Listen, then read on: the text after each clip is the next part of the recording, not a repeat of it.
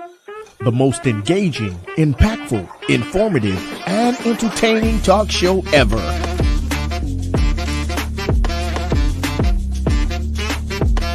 Get ready to hear the voices of many local, state, and national artists, musicians, comedians, pastors, athletes, and politicians.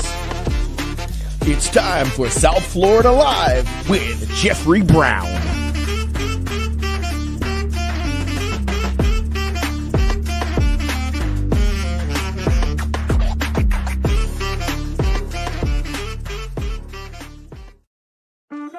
The most engaging, impactful, informative, and entertaining talk show ever.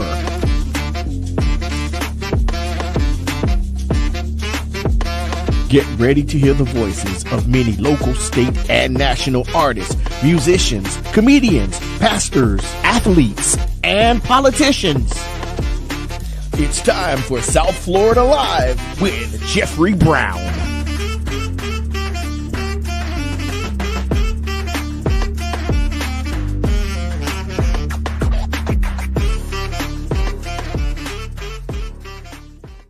All right. Hey, good evening, everyone. Good evening, and welcome to the South Florida Live podcast. Listen, I am your host, Jeffrey Brown, and as we always say, we always start off saying that this is the day that the Lord has made. Listen, we will rejoice and be glad in it. So come on, join us on tonight. Thank you for those that's coming on, chiming on, coming in. Let's come in, Facebook, YouTubers. Let's go. Oh my God, tonight. What a powerful, wonderful night it will be tonight. So come on in. My Facebook fans, come on, Facebook family. Let's come on in. If you will. First, we need to like, please share, and let me know you're there. Make a comment in the comment section. Say good evening to me if you will. Thank you so very, very, very much. Those that are viewing by YouTube for the first time, if it's your first time, please hit the subscribe button if you don't mind. And once you do that, click on the notification bell. And once you click on the notification bell, please click check all. That way you get notified every time that we go live. Thank you so very much. Listen, those that are viewing by YouTube, not your first time, please, you know what to do. Please click the like button. Click on the like. Please share. And give me a comment. Let me know that you're there and say good evening. Good evening, Donaldson. Good evening, Miss Donaldson. God bless you. Peace and blessings to you. Miss Ambrose, God bless you. Peace and blessings to you as well. Thank you for joining. Please do me a favor. If you're viewing by Facebook, I need you to tag at least 10 people right now. Do it now. Tag 10 people and share this podcast, if you will. Because we're talking singleness after divorce, the journey. Okay? So come take this journey with us on this evening, all right? It feels like you don't want me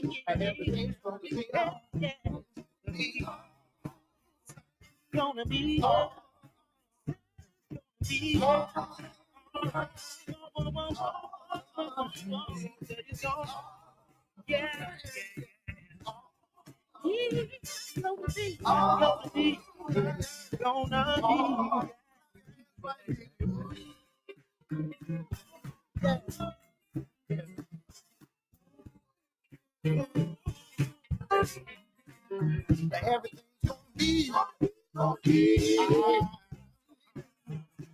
It's gonna be.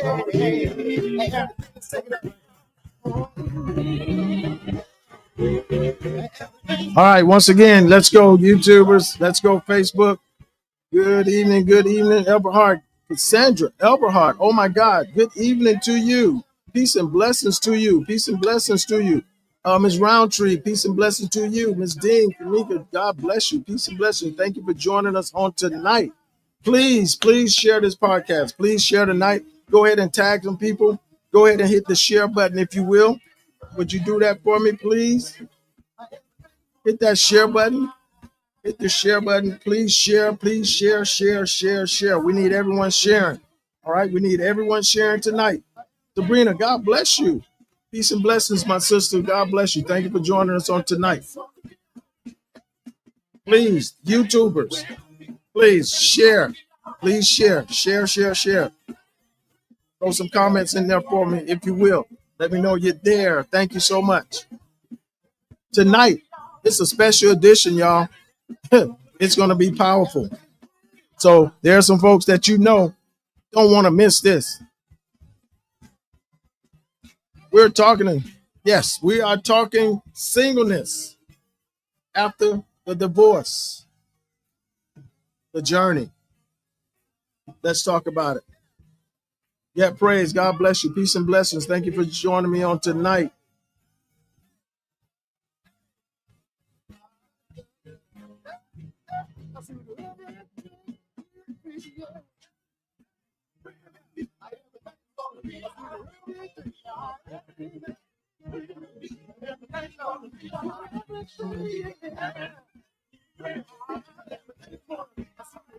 All right, listen. We're gonna get it started. Listen, we're gonna give you about 10 seconds. 10 seconds. Everybody, please, right now. I need people, I need you tagging, tagging, tagging. I need to see you in the comment section. I need to see you tagging at least 10 people. Each person. Each person reach somebody. Each one reach one. If you will. Thank you. Thank you so much.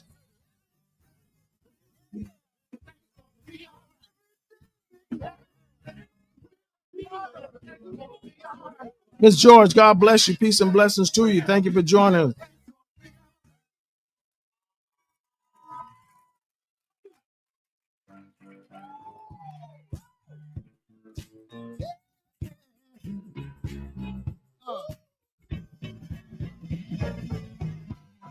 5 seconds.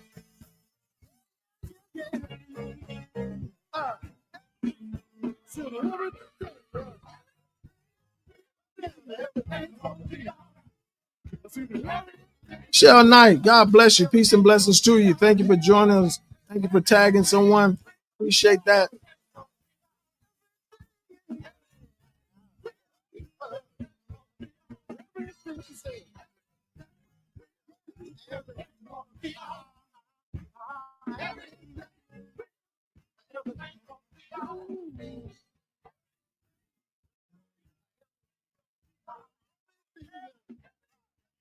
All right, all right, all right. Y'all know who that was. PJ Morton. Everything is going to be all right.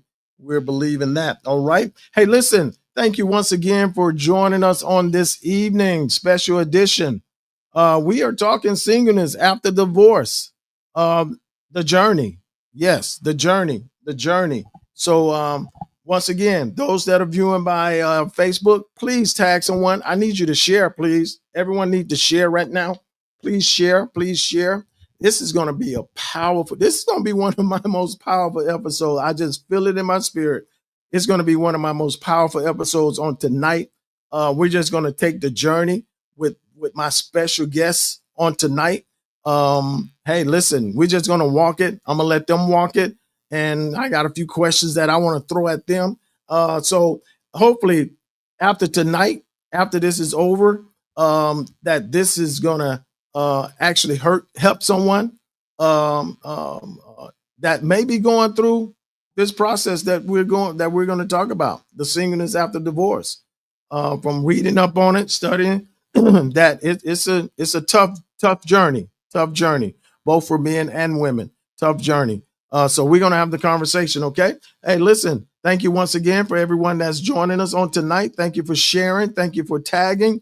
Appreciate you so much. Hey, listen, we're not gonna wait because I want to give these ladies all the time that they need, and we're gonna take the journey on tonight. And one of the persons we're taking the journey with is my little sister. It's the one and only Elder Victoria T. Yes, get Curry. Hey sis, how you doing? God bless you. Hello, hello, hello, Elder Brown, and to all of you all that are listening and watching, and those that will watch the replay. Hello, good evening. Yes. Hopefully you had a productive day today. All went well today at Jamka. It was a day. Hey, It's almost over. It's almost over. Soon be done. Soon be done. Yeah. Soon be done. Hey, listen. We're gonna move. We're gonna move. Just for a moment, please share something with my audience, my viewers, of some of those that may not know who you are and what you do, and just how special you are, just not to the community, but to the kingdom. Thank you. Well, I am Elder Victoria T. Curry, and I am a lot of things, but I'm number one, a Yes. child of God. But I am the school administrator at the Dr. Johnny McKinney Christian Academy, which is a Christian private school that is located at New Birth Baptist Church, Cathedral of Faith International, where my father is the founding senior pastor, Come Bishop on Victor now. Curry. So I'm a school principal. I'm also a mother of one 18-year-old who is about to go off to college in 2 weeks. Oh, I also am one of the youth pastors at New Birth. I also am an entrepreneur, a serial entrepreneur. I have several different businesses that I've tapped into. I am a girly girl. I love fashion. I love all the things. And I love to serve people. That is my number one thing. I really love to serve people. And so, yeah, that's a little bit about me. that's a little And bit. I am post divorce. Almost January 2026 will be 2 years post divorce. Whoa. Okay. She left out one thing. She is a powerful motivational speaker. So if you're looking for a motivational speaker, hit her in a DM. Thank you. Powerful, powerful, powerful. You left that out, and there it Yeah. is. She condensed that bio, y'all. By the way, she condensed it. By the way, but thank you, sis. Thank you for once again. Thank you for joining us. Thank you for accepting the invitation when it came to my spirit. I just, I know. So I said, let me reach out to sis, see if she'll join us on tonight. And the one and only lady, Elaine D. Nelson, is in the green room. Um, there she go. There she go. Shining bright. Shining bright. Hey Ooh. everybody. Hey everybody. Hey, good evening, Lady D. How you doing, Lady E? Lady E. I How you am feeling? wonderful. I am great. I We am see. happy to be here and I'm We see. just excited. Yeah, we see. We see. We see. You're shining bright. You're shining bright. I didn't do anything. You look But amazing as always. Oh no, my everything, God. you're fine. We just, y'all, we just clowned her a little bit earlier, but we're good. Hey, listen, how was your day? Once again, thank you for joining us. How was your day? Hope you had a productive day. All was I well had a today. what did I just do? I had a very productive day. It was good. It was good. I did what I needed to do for Miami-Dade County Public Schools and all of that good stuff and did what I needed to do for Elaine. Yeah. And yeah, so yeah, it's very, yeah, like you said, it was very good, very good. It's like that when you work from home. But anyway, so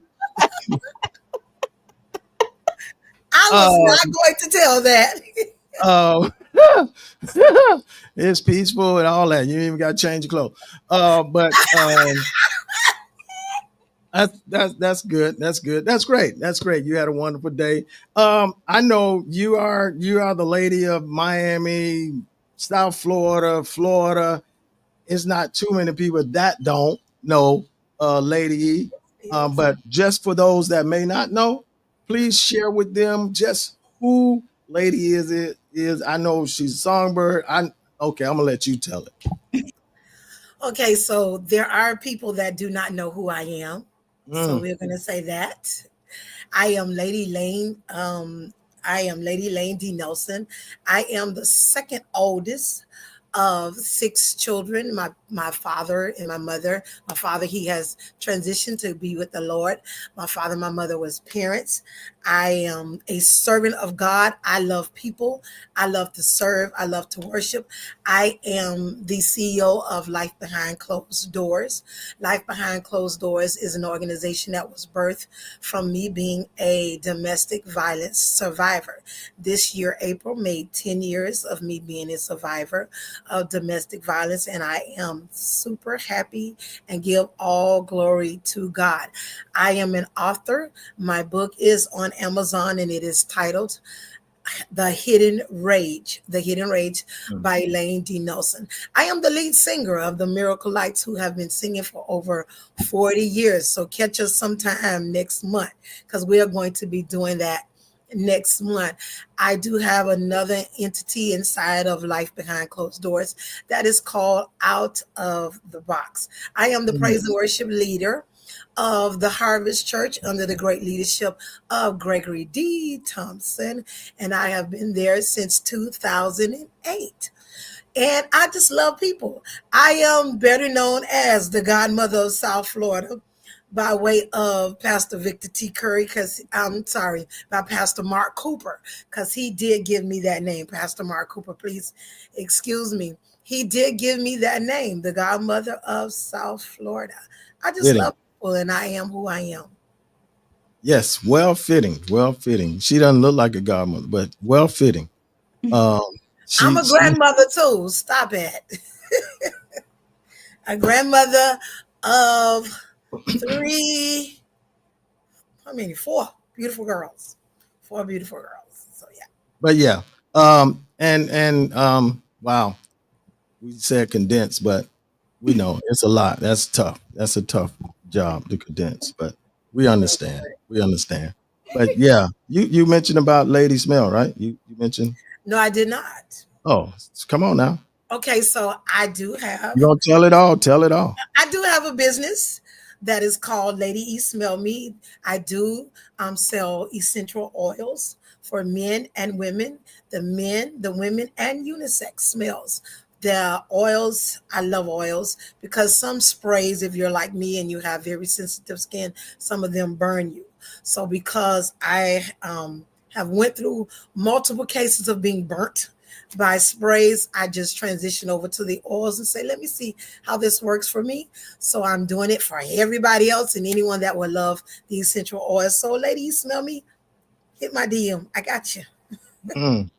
Yeah, it doesn't smell like Lady E, but it's very good smells.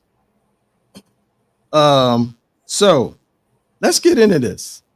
Let's get this. Once again, ladies, thank you. Thank you for accepting the invitation. This was just something that dropped in my spirit. I'm like, wow, let's have this conversation. I was reading up on it some time back and I saw that the number's very high.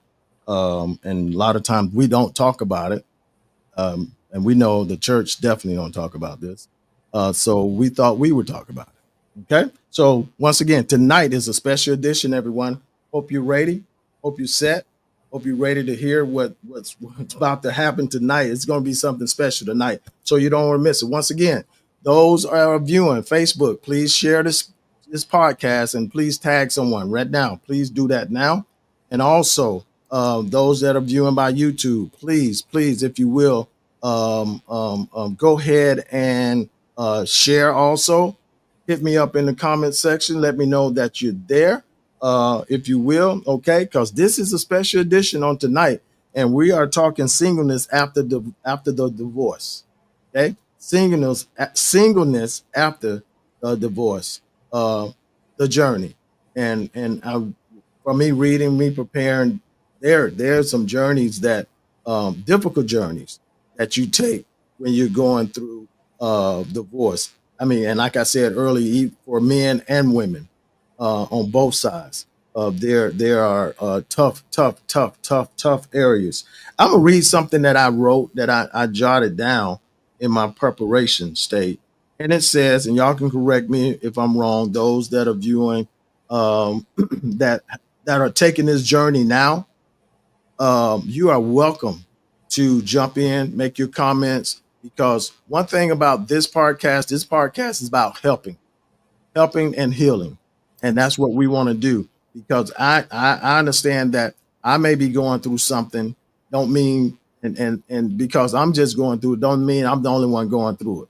Absolutely. So I like to share how we can navigate to be better, to do better, and to process ourselves through what to come out of the storm. Absolutely. Because sometimes the cloud is covering. It's hard to come out because we just can't see our way.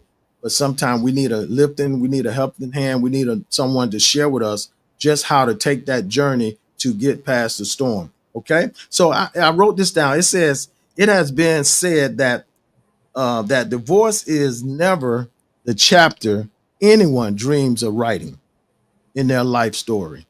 Whether it came after years of, watch this, silent suffering, a moment of crisis, a moment of crisis, um, or a slow unrevealing what was once vibrant, but divorce brings with it a kind of brokenness that is hard to explain.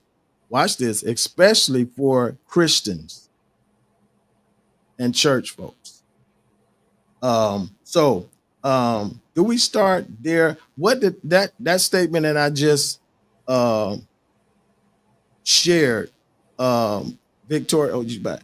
Um, if you heard what I've just read, how close to that has been connected to your journey, where you are?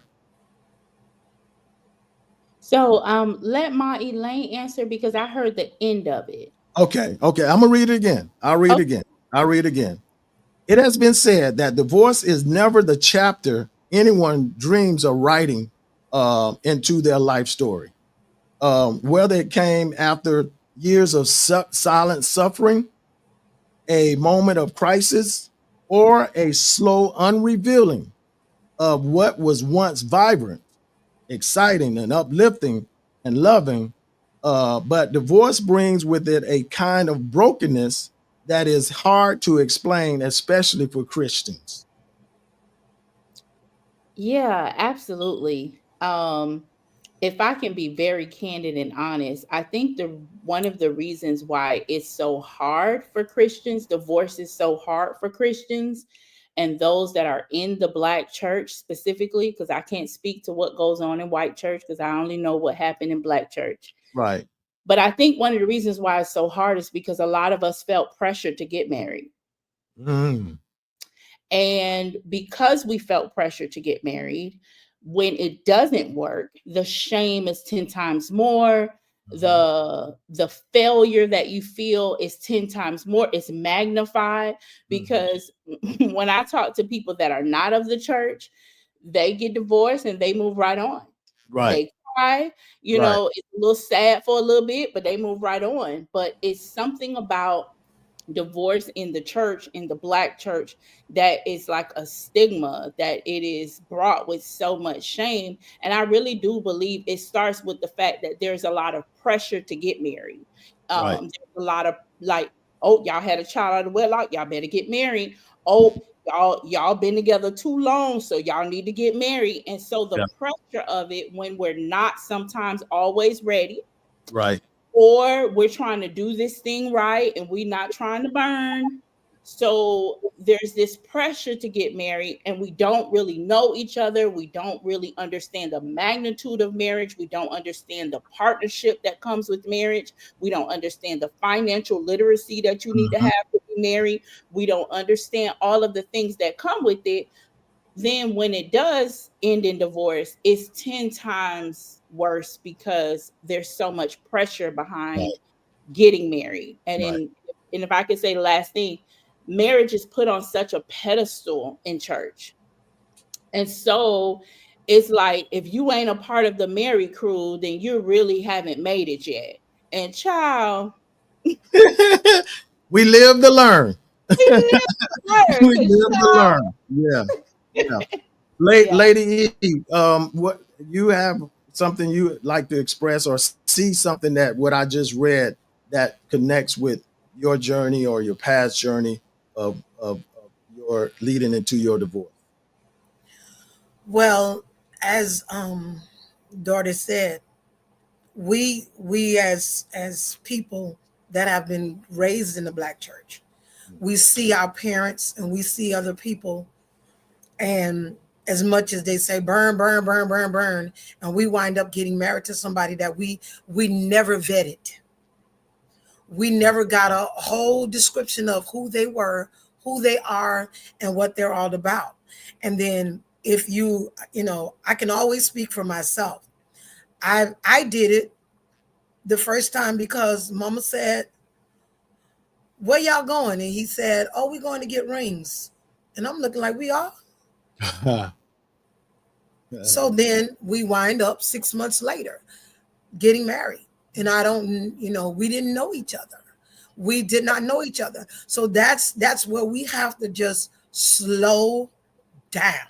Mm-hmm. Mm-hmm. Slow down, because we and I often use the analogy, just like we see a picture in a store, and we buy that picture because the picture looks good because it's painted and it looks all good on the outside, but we Right. really don't know the mindset of the person That's that it. was painting that picture.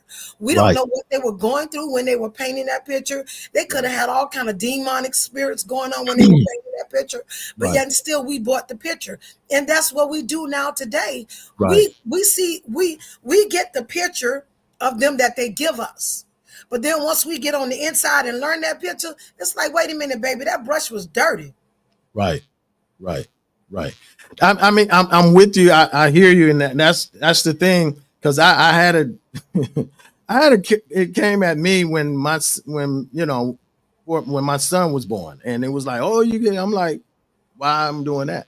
Um, and we weren't even together at the time, so not gonna do it. But yeah, we've always heard in church it's better to marry than to burn. They need to put that down in the pit of hell somewhere and leave that alone, because you a lot of times that have gotten a lot of people in to marry and get in marriages that was not even supposed to happen. But because, like you said, the church, can I say this real quick and we're gonna move on. Can I say this real quick? And um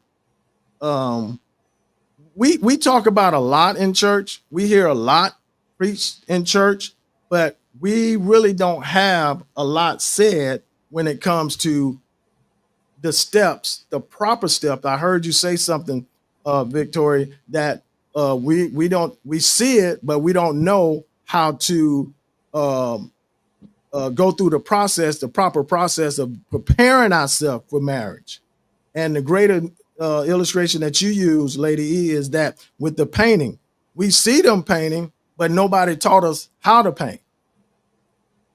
And so we just see it because we see it. Now we go start painting, thinking we painting right, and it's not the type of painting that they were painting because we weren't taught that thing in the church. And that's something that the church has to do better uh, in that aspect. I feel that's me, y'all. That is not them talking. This is me talking. This is Jeffrey Keith Brown talking, not Victoria T. Curry and not Lady Elaine D. Nelson. This is me. I'm saying that the church has to do better. Okay, the church really has to do better. And I think once the church get involved and do better and more structure and talk about marriage in the proper way and the steps and the stages that we need to take, it won't be as many divorce, and you won't have a lot of people in marriages that's miserable and just don't want to get out because they're worrying about other folks. Worrying about other things. Yeah. If I can interject here, I think one of the main things that we don't do as Black people, period, is we don't teach our children how to date. Ooh. Church people don't know how to date. We do not have a clue on how to date. And so it took for me to move to Orlando and start working with white people. And I'm just going to be candid. Yeah. And I saw how they parent their children.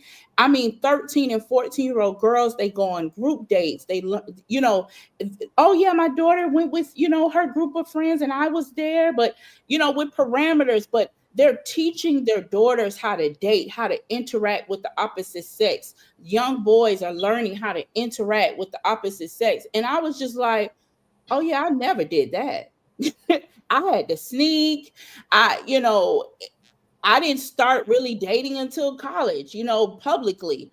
And that is not the best time to start to do that, because now I have no parent supervision. No one's there really to guide me. I'm just doing what I think other people to do. And I know grown people that do not know how to talk and have conversations. Come on. Can we just have a simple conversation and you do not quote scripture the whole time, or you're just boring. Like, you're just so boring. And it's like, church people do not know how to date. And then we get married and because we don't have examples, and Right. we were so, and I know back in my generation, Mike, in my time, where they didn't want to talk about it. Right. It was just go to school, come home, and go to church. That's for me. I don't know Yes. about Yes. nobody else. Go to school, come home, go to church. You don't, dating. Can't do that. Well, how I was raised, coming up in Pentecostal, we had an issue. They had an issue us going to the movies, so we didn't have that freedom that Yeah. some people had Yes. back in the Yes. day. Yes. So a lot of times that misnomer, and we're going to get into talking about stigma that's in from the church. But we that's why I say now, we, as where we are now as black people, we have to do better. We have to teach our kids better of how to date, and we have to Yeah. be okay. Because I had to tell my dad one time, listen, he was like, you can't do that with Keith, and you can't do that with him. You shouldn't let him do that. I said, oh, Dad, hold up. When I was telling you that I was going to such and such, doing such and I'm such, going there. I wasn't. Mm-mm. I was, I wasn't. yeah. I So wasn't. my conversation, my relationship with my son was totally different. We were open. I talked to him. I told him how to treat, the young ladies, and how to date, and don't be trying to 4 or 5 at the same time and all that stuff, because I ain't coming out of no school with them fighting because of you.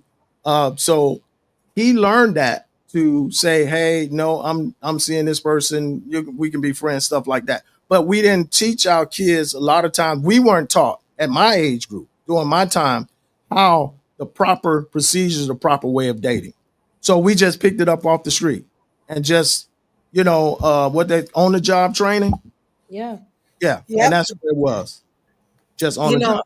I can remember coming up in the Pentecostal church, and if we said we had a boyfriend, we were sneaking, talking about we had a boyfriend, and then after church, after the revival, we'll run around outside and be playing with each other like we friends, and not really saying that we boyfriend and girlfriends, because we could not do that. We could not say that. We could not say that we were doing that. And as you stated, going to the movies, that was a no. Please, for me, it was a no to wear pants. So, they didn't teach us how to date each other, because here's what the fact is. They really didn't date each other themselves. Mm-hmm. No, it was like fixed marriages. It was mixed marriages. They didn't date each other themselves. Yeah. So really, we can't blame them for something that they didn't teach us, because they didn't know how to teach us, because they didn't do it themselves. They didn't do it themselves. They didn't have examples. Yeah, we did not have examples of being married, because if we really think about it, they were 6 months after meeting each other, they were married, and then they learned each other during the marriage, and then it was, no, y'all can't get a divorce. No, you can't get a divorce. Yeah, because you're in it now. But here is the thing. I'm sorry, they can be upset with me or any. I'm not going to stay with anyone that does not value who I am. Mm-hmm. I'm not going to do that.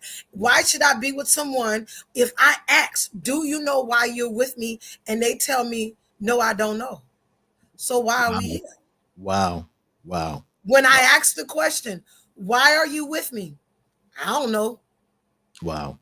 Yeah. Is that your response? Yeah. Okay, then I don't know either why you're here. I don't know why you're here. I don't know why you're here. So why are we here? Why are we in this place with each other, and we really don't know how to love each other, and we really don't know why we're here? Right. Why are we going to waste years with each other and we don't know why we're here? I'm just not going to do that. I did that already. I stayed in a situation for 3 years because of worrying about what the church was going to think, worrying about what people was going to say, and pride made me stay there. Can't do it. Pride made me stay in an abusive situation because of the church and what people were going to say and what they were going to think. And then someone had the nerve to say, oh, but you, Lady Elaine, why were you getting beaten? Wow. That's crazy. What does that have to do with me being Lady Elaine? Yeah. What does that have to do with me being Lady Lane? No, I was in an abusive situation. Yeah. Yeah. Yeah. Wow. Wow. Y'all, we're taking the journey. It's the journey. Hey, listen, there are some questions that I want to throw at you guys. There's some questions that I have. And we in the first part I talked about brokenness and how to it's hard to explain. But this is another area that um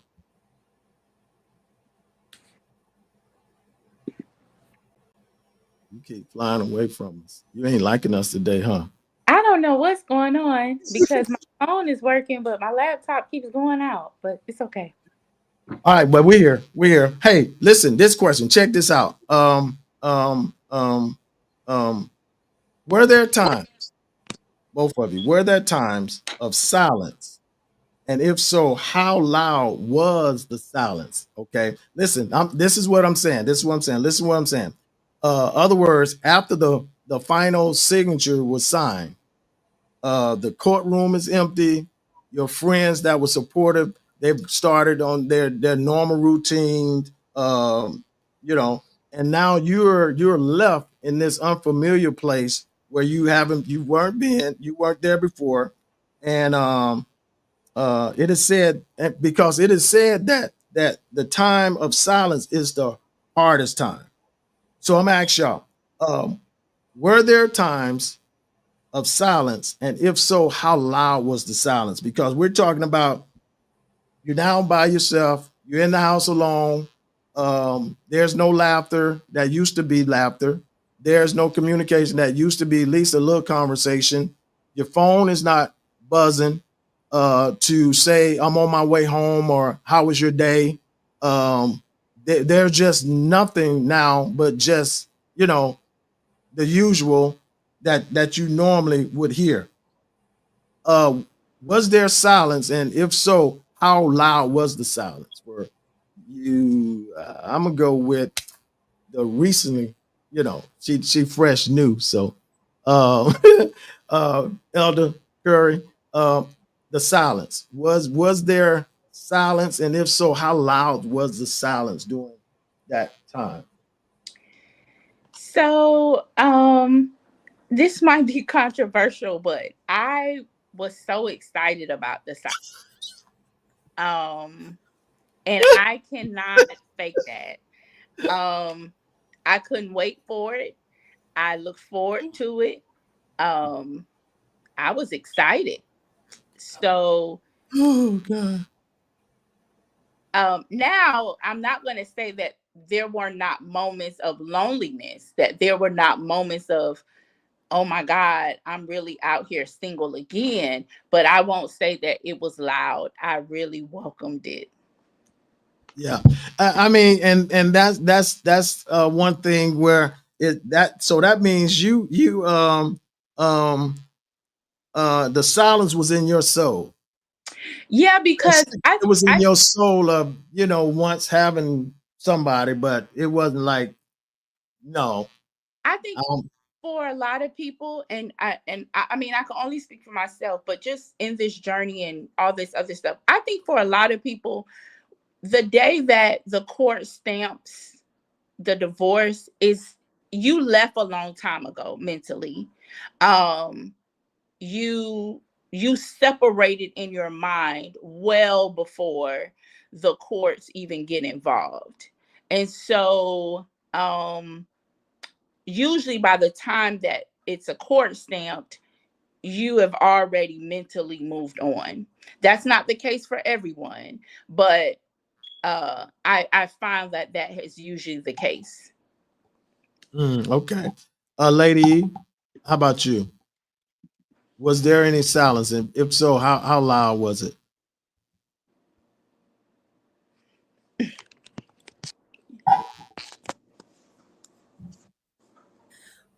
I have to be honest. You're not. Huh? I have to be honest. I was like Victoria. I was glad. As a matter of fact, I was cleaning up the house at 2:30 in the morning, throwing out all the sheets and towels they used. and was excited. Because you want to know why I say that? Because the silence was happening when they were in the house. Mm. And that silence that they were Wow. doing when they were in the house was very loud. Wow. Was very loud. Wow. So when the silence is already there and loud while they're there, when they left, oh, let's make some noise. Turn the music on and let's have a party by ourselves. Because we So good. true. Wow. So So true. so let me ask both of you this. Let me ask both of you this. So Um, true. so that means the silence showed up after the vibrant moments, after it was like the crescendo of the hype of after the during the marriage. Absolutely. So what push or what how did we get from the vibrant to now silence though? Well, communication is one thing. When communication stops, then the silence stops. Then that's when the silence stops. Again. Also, finances can cause some silence in the house. Intimacy Really? can cause some silence in the Oh house. my Jesus. Some loud silence, intimacy. Insecurities can cause some silence in the house. And I say insecurities because when they, okay, let's say someone like daughter and myself who are very public figure, we tend to be with men who have the insecurities and put on the show and put on the face that, oh, I got you, da, da, da, da, da, da, but really don't understand that once we come from outside, we need him to be Wow. on us. Wow. We need him to be on us. Right. We done did that outside. I done did that outside and everything.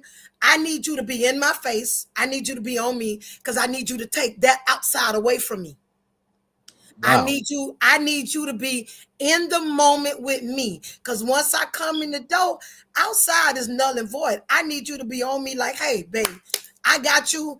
And you and I right now, let's sit right here on this couch and let me hold on to you. Let me hug on you. Because I know you done had a moment outside that door. And I just need you to be here with me.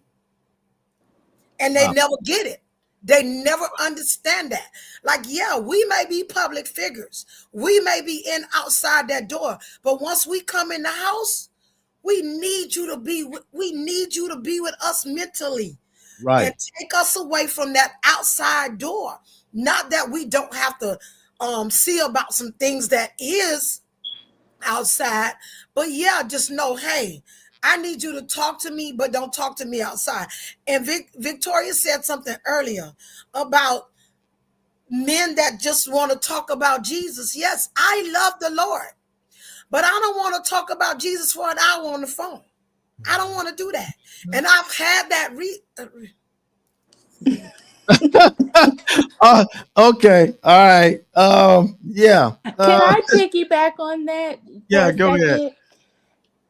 Also, when you are a woman of leadership yes. and you make decisions outside, Yes. when I get home, I don't want to be the leader. I don't want to be the leader. And I think that's a misnomer that, oh, she's this, so she's going to come home and try to boss me. No, I don't want to do any of that. I don't want to. I need you to be like, when you are supposed to be the head of this household at home. And when that is not there, then it breeds resentment on my part because I'm like, I can never turn this off. Yes. Then I'm tired and there's just then it starts to have this lack. So now I don't have much to say. I don't want to talk. The house is very quiet because there's tension in the house because I have to then be the leader and I don't want to be. I don't want it at all. So this means y'all know I gotta see it from the brother view. That's why I'm doing this. Come on. So no, because I hear everything, and I'm trust me, everything you guys are saying is it's spot on. I'm sure there was a conversation had with the individuals, like, hey, listen, dude, when I come home, this is, you know, do be that dude, because you got some guys that have an issue with, and I say it all the time to them, you got to be real special needs, and something ain't right with you, that don't want a strong woman, someone that's strong, that can do. But you got to learn how to also be that guy who can make sure that you're that guy when they need you to be that guy. Absolutely. And that's something that you can't really shy away from setting up the date, setting up, and that's something that has to. I mean, I don't know if that stuff should be in place from the very beginning, even in the dating stage, to the marriage and continue on, or did that was in the dating game and all of a sudden it shifted after marriage. Yes, yes, yes, yes, yes, yes, yes, yes, That's yes, enough for yes. yes, Because that's basically what I hear. That's Yes. basically what I'm hearing. It yes, was there at the beginning, during yes, the dating stage, and doing yes. the thing. Now in the marriage, it all of a sudden it shifted to, okay, you do what you do your thing, I'm do my thing. Not necessarily that, but what I think happens is, like you said, you said, I think it's strange for men who do not want a strong woman, who wants a woman that's whatever. But I will tell you this: a lot of men believe that that is what they want. And I believe that a lot of men believe that they love the idea of this boss woman, this chick that knows how to work the room. I think that they love that idea, but they don't understand that that is not all of us. That Right. is just a small facet of us. Oh Lord. And what I find, even with dating now, that a lot of men are so surprised that I am a homebody and I am an introvert and I need to be by myself to recharge. Oh my I need God. time away from others. And it surprises them because they meet me on the outside. And Yes, so they are impressed by the outside, they are yes, enamored That's by the the way to say. outside. Yeah. But when yes. we get to real life, I am on my couch Yeah. and I am going to be here for a while. Right. And then it's like, oh, okay. And so things tend to change up after that because I just believe that men think that they want this strong whatever, but most strong women often have decision fatigue. They often need safe, quiet places to return. And if you don't know how to create that, then Yes, that's where the problem comes in. yes, And yeah, and yes, you're right. And I don't understand. if yes. if if you find a sister that's that way, that knows how to back it out and balance it, that's the idea. I But with I you, thought it would be. I thought that's the I'm just idea. saying, because you do have some that don't know how to balance it and back it off. They bring it home, bring the Exactly. boss home, and then that's like, That's that true. conflicts. But if That's you true. got someone saying that, hey, listen, I'm the boss at out there, but when I'm in here, I'm no, you're the boss, and you need to, Absolutely. boss me. Put your And Yeah. pants on. but here we are. Here we are. Once again, let's go back to what we were talking before, and I got to kind of, help the men out of view. Let's talk about what we were Please talking do. about before, of the examples, and how men were supposed to, we were just taught, hey, don't cry, be tough, da da da da. You just supposed to pay the bill, but never really taught that it's okay to set up dates. It's okay to plan date night, or make reservations for the restaurant, and make reservation for the flight or going out of town. I laugh at the job that where I am. I laugh a lot of times when I see them come in and the woman is driving the car, and when they get out of the car, I can ask the guy, "Hey, what flight are you going?" "Oh, I don't know. You got to ask her." I'm like, "Really, dude? Are you kidding me right now?" And but that's where it, you know, we weren't taught. Some guys weren't taught. They don't know the structure. Okay. But yeah, that's a big issue. If you got a boss, and when the boss come home, the boss say, "I don't want to be boss no more. I I ain't the don't boss. want to be the boss. I don't I'm the want, and boss." I'm like Victoria. After I come from, I'm on my couch and I'm an introvert. I am on my couch and I am in the house and I'm okay with that. I'm sitting here watching Netflix. I'm sitting here watching the criminal cases and thinking I can solve every case there is before the detective solve it. I'm don't do that, Elder Brown. I'm just I, I'm just here. Yeah. I don't want to be the boss. Right. Please help me take my boss hat off and you put the boss hat on and just say, "Hey, Lane, Right. no, you're not doing it." Right. And Right. to tell you the truth, that's sexy to me. Right. Oh, shut up. Come on now. Oh, That's shoot. sexy to me. All right. Tell me no, you not answering that phone. Tell me no, you not take because I have something planned for us to do. And But you then not you listen, but, okay. but then you got some that's not as blessed as you guys are, that don't come that route. And then True. it's some brothers who have experienced that side, and then when they see this side, they're expecting to be like that side and I don't like how know you how to said that. adjust. That's why I say there has to be conversation. Dude, listen, you the dude. When I Yeah. come home, you the dude. Now, if they ain't hearing that, if they ain't getting it, you know, It makes it hard come on. in the relationship when they don't hear you say that. That's Yeah, why I'm very intentional with saying that and being very yeah, clear yeah, about yeah, how I want to see it, or how it's like, hey, listen, when I'm out there, I'm out there. But yeah. when I come home, I listen, you don't have to worry about your food not eating. I might not cook, but you're gonna eat. We gonna get something. I may not cook every day, Right, but we gonna eat. We gonna eat, we gonna chill.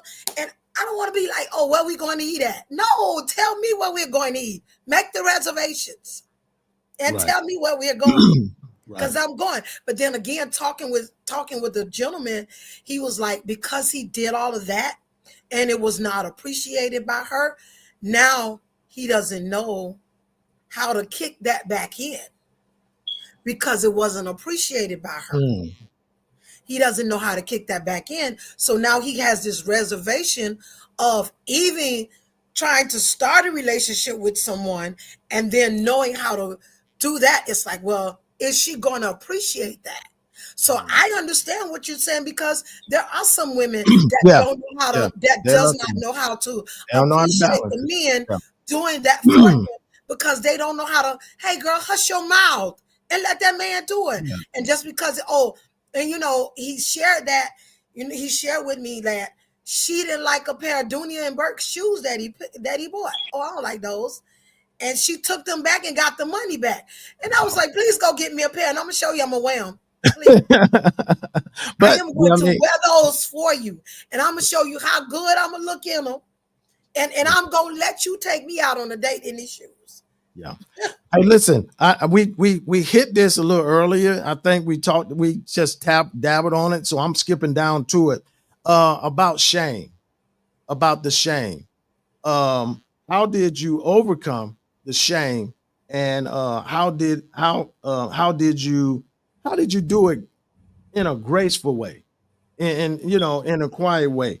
Other words, we know divorce carries a stigma, especially in the church. So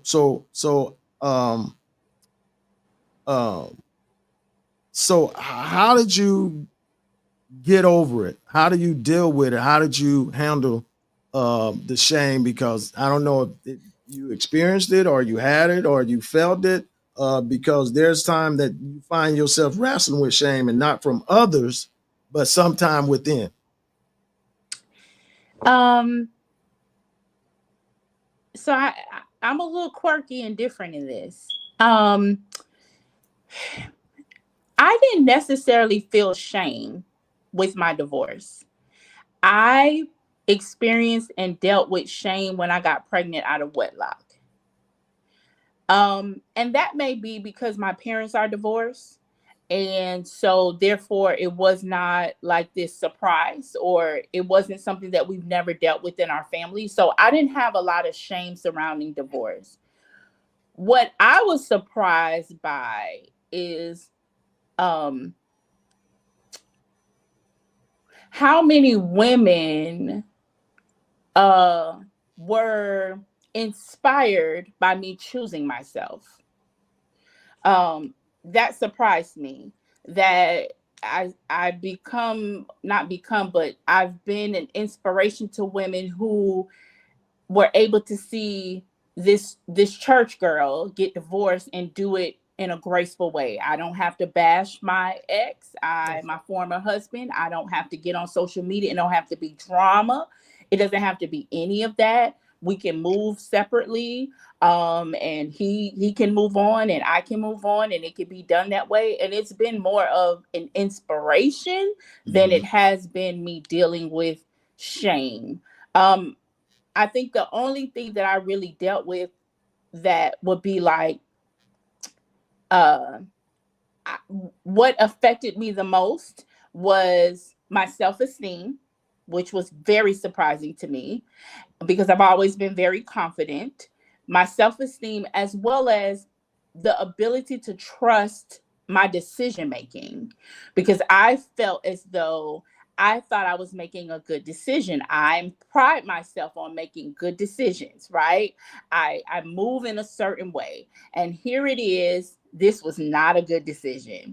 And it cost me greatly. And so I am still dealing with, like, do I know how to make decisions? Because y'all can talk about, you know, God handpicked your husband for you. But I just believe that you still got to do some work. Like, you got to make a decision to go on a date. You got to make a decision to accept the proposal. There are decisions that we make. So I feel like that's the biggest thing that has affected me, is the confidence in my decision making. And it has rolled over to everything. So I question a lot of the decisions, not just in relationships, but just all over my life. And I think that's what it's affected the most, but not necessarily shame, because I needed to do that. I had to get out of that marriage, and I don't care what nobody else says, because nobody lived it with me. And so I just don't have shame about it. I really don't. Yeah. I had to do that for me. But other things were affected, if that makes sense. Yeah. Totally. Wow, we're at the 8. Let me throw this.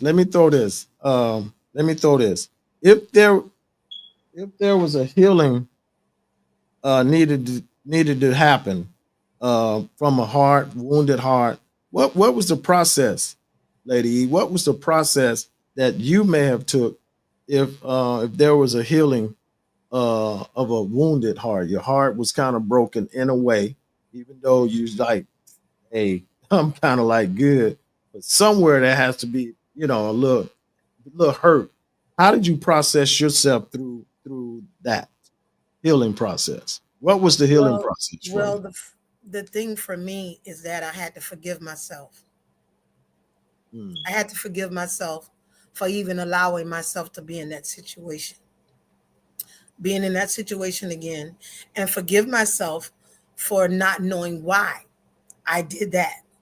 Because so many times we get into something and we really don't know why we did it. So what I had to do was learn how to forgive myself for being in that situation. And when I started to forgive myself, I started to ask God to help me to heal. I had to ask God to help me to heal, because truth be told, The mindset, the syndrome that I have fell into was a very bad syndrome. I'm not going to say what that syndrome was, but those that were there Friday night, they heard what I said. That syndrome was. And I had to ask God to heal me because I know that that's not my heart. I know that I'm a lover. I know that I love to give in my relationships. I know that my mother taught me how to be submissive in a relationship, but not be taken advantage of in a relationship. So when I felt like I was taken advantage of, that's what hurt it. It's like, wait a minute, you really didn't love me like you say you love me.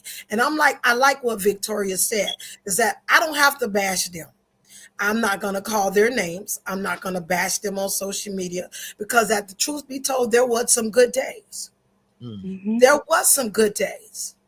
But at the end of the day, we were not meant to be together. Now, I want to piggyback on the shame part. I had no shame about it. No shame at all. Because you want to how come I had no shame? People outside the door don't know what happened inside the door. So because they're not living inside the door, and they and truth be told, both of us can say what happened, but we both know the truth. And when you know the truth, you can walk with your head held high because you know the truth. So I have no shame in that because they didn't live with me. I live with them and they live with me. That person lived with me. So I have no shame in that. So I had to learn how to forgive myself and forgive the hurt that I caused on myself for being in that situation. And I'm glad both of you made that clear about the not having the shame, because I know personally there are people that are still locked in, still involved, still in a situation that they're in and don't want to be in. But the problem that they're still there, the reason they're still there is because they're worrying about the shame. They're worrying about what people are going to say. They're worrying about what the outside noise.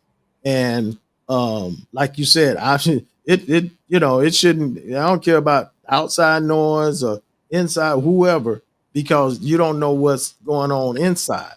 But a lot of people, and I'm glad. I hope someone that's on this live tonight hear what was just said about the shame, Can because there are so many people that I know that are in situations today because they're worrying about what people are going to say, and they are scared of the shame. can I say this? Because I don't want it to ever feel as though like, oh, I didn't have any shame, blah blah blah.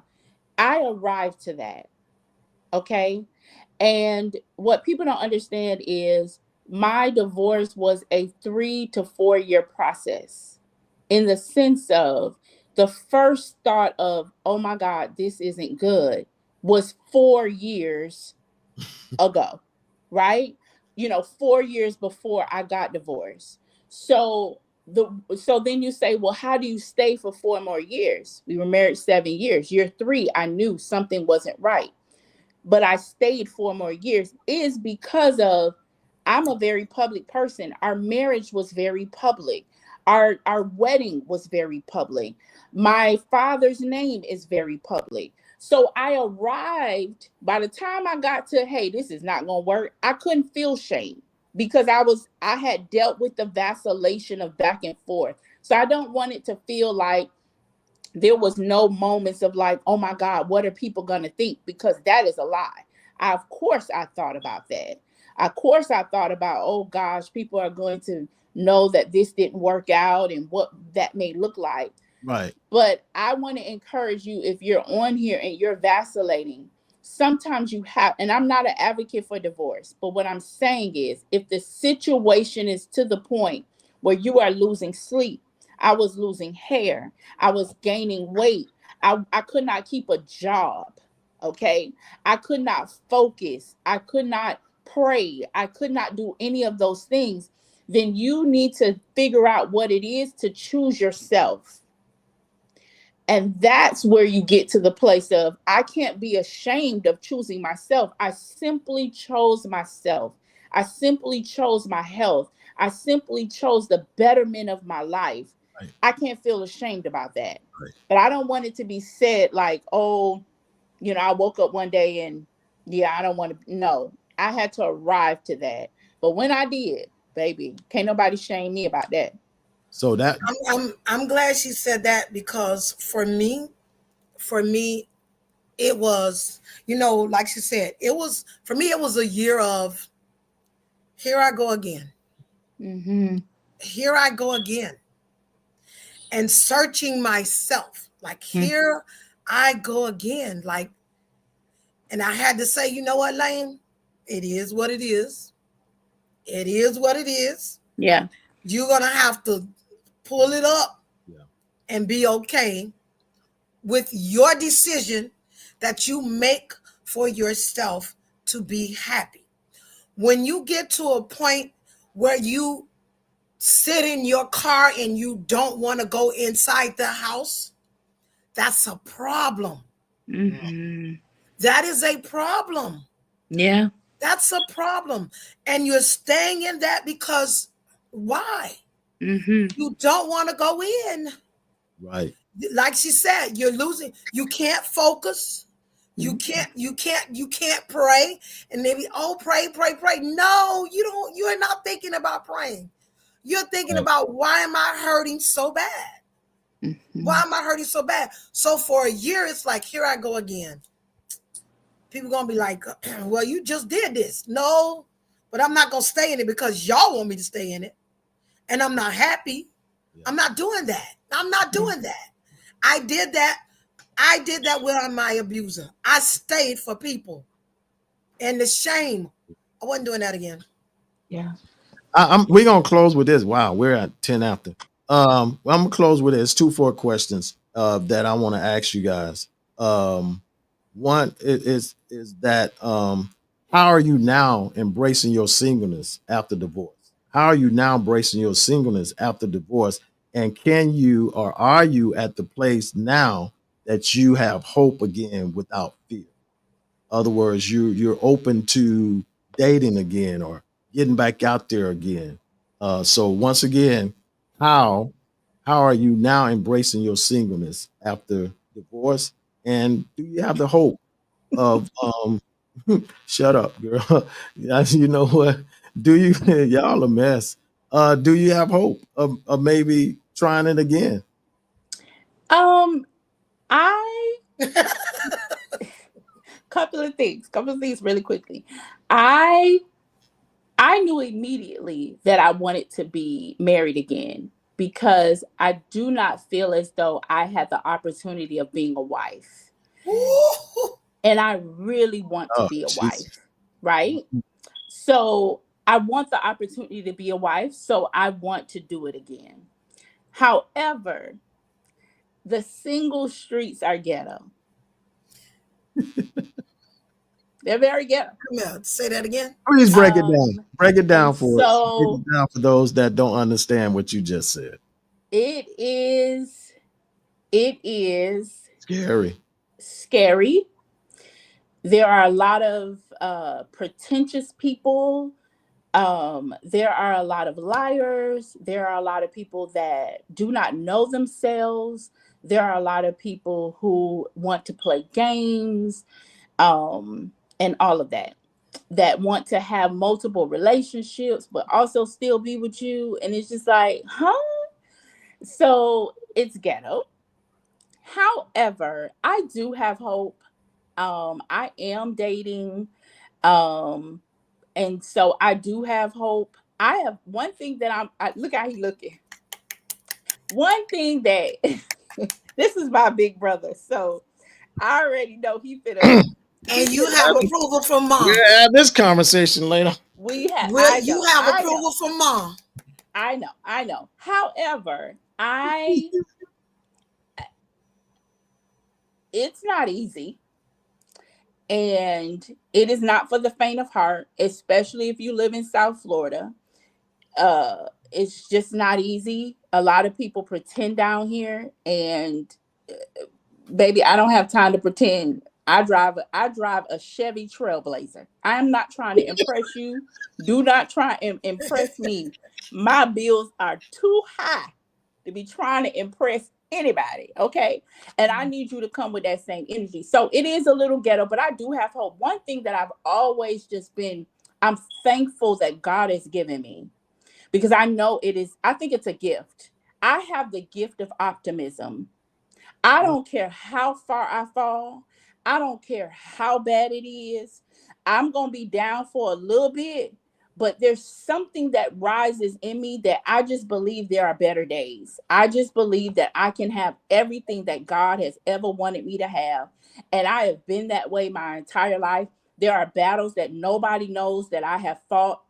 There are things that nobody knows that I have dealt with.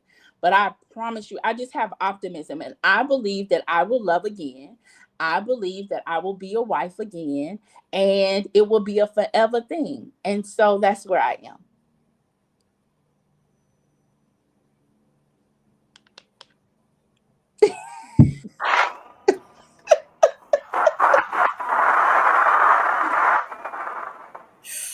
Ooh, Jesus. All right, lady, you got something to say on that? On So how how are you embracing your singleness after divorce, and do you have hope again? listen, I am embracing my singleness. I am embracing it. At first, it was a little hard. Mhm. At first, it was a little hard because I am a companion person. I love companion. I love I love spoiling my significant other. I love making sure he's happy in all areas. God bless your heart. And making sure that they're good. So Amen, Bob. It is what it is. In Jesus' name. so that's me. It was hard at first, It's hard. but I had to take a step back and fix my crown and be like, you know what, girl, you ain't got to chase nothing that don't want you. You ain't got to chase nothing that don't want you. You don't have to chase anything that does not feel that you are worthy to be on their arm. So I am embracing my singleness. Now, are there knocks on the door? Yes, there are. There are knocks on the door. They're But always not. here is where I am. Here is where I am. If God. we going on a date, Go. I don't listen. Just because we went on a date, we ain't got no titles. We not putting no titles. We not putting no titles. We not nothing. We not nothing. And the way my brain's set up right now, you talk about marriage, keep your house and keep mine, and we'll just still be married like that, and we'll meet in the middle. All right, this has been the South Florida Live Podcast. I'm your I'm with you when you're right, Bobby Lane. I'm with you when you're right. oh boy. But Listen. I want another companion. I do. I want, but I gotta have a whole conversation.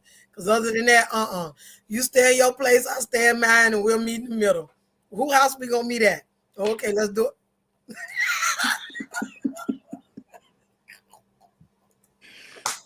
All right, once again, this has been the South Florida Live Podcast. I'm your host, Jeffrey Brown. And listen, this has been a special edition of the singleness after the divorce, the journey. No, I'm just kidding. That's so profound. And I believe that's the thing that we have to be, not just after coming out of divorce, but even those that are just single. Mhm. You got to be careful. You got to take that walk. You got to really, and we were been talking about this a couple of weeks ago about the mind shift, how we can shift our mind daily, our mindset daily, and doing the things that we need to do daily, practicing the things that we need to practice daily, just not sometimes, but all the time. And that's something that we got to do, just not those that have gone through the divorce and now you're in the singleness place, but those that are just single and never been married, single. It's a practice of the mindset. It's shifting your mindset daily.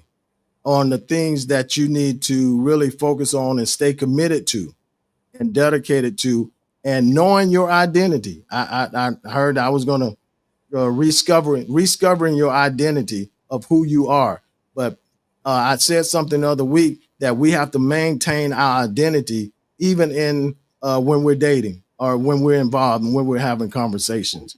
We can't let our identity shift just because we're trying to impress. I heard that, trying to impress someone or impress a certain person, individual. We got to be consistent in our mindset. And we also, y'all listen, ladies, thank you so much. But we got to understand this. We got to still trust God in writing our story. Absolutely. We got it, because he's trying to write our story and trying to write it correctly and trying to write it in a way. So we got to trust him, trust God in how he writes our story. And he's still writing your story. Yes, he is. Yeah. Dating. Okay. Still writing the story. Enjoy, daughter. Mama gonna be right behind you. Anyway. Okay. Hey, once again, ladies, thank you. Thank you for just being transparent. Thank you for being open, just sharing with someone, because I'm watching the comments, and I mean, it's really uplifting. And I see some guys on here, so they're like, hey, yeah. So thank you. Thank you for coming on. Thank you for being a part of this episode on tonight. Singleness after divorce. She's dating. Wow. Okay. I'm gonna let it go. Me too. I'm gonna let it go. Yeah. Once again, Lady E, thank you so much. Once again, y'all, Lady E, she's entrepreneur, she's author, songwriter, producer, lead singer, preacher, evangelist, all that. She's all that. My sister, Victoria T. Curry, she's administrator, preacher. Oh God, can she preach? Motivation speaker. Listen, I wasn't just saying that earlier. I'm really mean it. That's true. She has that gift. God has just anointed her and blessed her with the gifts that she have, and I am so proud as a brother just watching her from where she, from that childhood to where she is now, even through all the things that we face. But God makes you stronger when you go through things. So keep on going. And thank you once again. Appreciate everyone that's been viewing, everybody that's watching. Thank you for your comments. Thank you for just being a part of tonight. Once again, ladies, thank you. Until we meet again. Thank you. I love y'all. I love you more. That's an action word. And that's nothing y'all can do about it. All right? Later. All right. Hey, listen, you've been locked into the South Florida Live podcast. I'm your host, Jeffrey Brown. And as I always say, thank you so much. Thank you. Listen, if you would like to support this podcast, if you will, right there, that's my information, $ Power of Glory, 777. Also Zelle, Jeffrey Brown, JFFERY, Brown 2094 at gmail.com. Thank you so much, everybody. Once again, we do this. We're on every Monday and every Wednesday. Normally we have the singles edition. Join us again on Wednesday. Next Wednesday. It's going to be powerful. Next Wednesday, the singles edition. Okay. Monday, meditation of prayer. Okay. Last night we had Apostle Ava Bethel last night. Wow, what a word. Hey, listen, thank you once again. Hey, y'all, I love y'all. I love you. That's an action word. And really, there's nothing you can do about it. Okay. As I always say before we leave, hey, I'll pray for you. Listen, please continue to pray for me. And we're going to watch God change things. All right. God bless you. Email your idea for show topics to the South Florida Live Show at gmail.com. Thank you for tuning in to South Florida Live with your host, Jeffrey Brown.